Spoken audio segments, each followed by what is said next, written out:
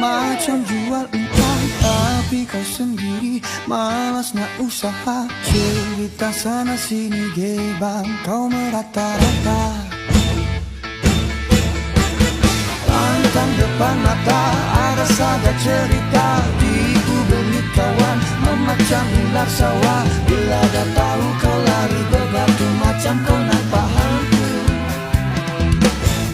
Cerita zaman dulu, Pak Kadok gadai tanah, dia laga ayam, bukan kepunyaannya. Cerita zaman sekarang, kau yang guna duit orang. Apabila pecah tembelang, lari lintang kukang, kau tak mampu bayar seku. Pang-pang ala kata, oh amai-amai belalang kupu-kupu. Bayar duit aku yang semua kau sapu. Kambing biri-biri kalau sudah datang dari Jawa. Mana kau nak lari, bawa duit tu ke mana? Buai laju-laju, buai sampailah pokok sana. Duitku beribu, semua entah ke mana.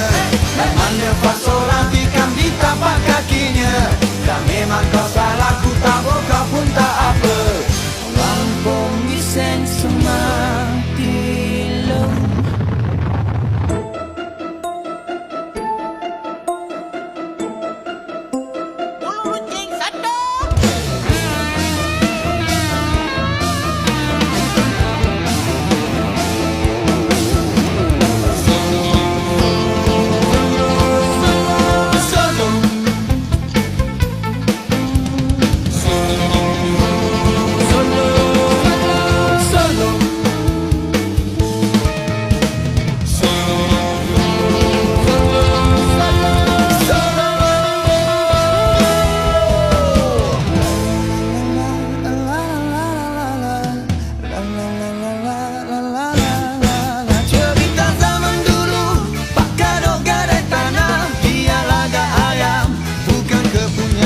Cerita zaman sekarang, kau yang guna duit orang. Apabila pecah tembelang, lari lintang kukang, kau tak mampu bayar seku.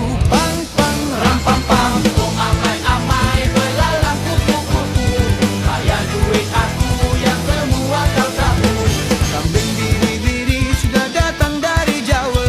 Mana kau nak lari, bawa duit tu ke mana? Buai laju-laju, buai sampai pokok sana. Bayar hutang itu takut nanti kau merana.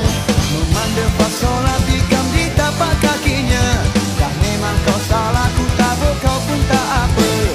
Lampung isen semati lem. Lampung isen semati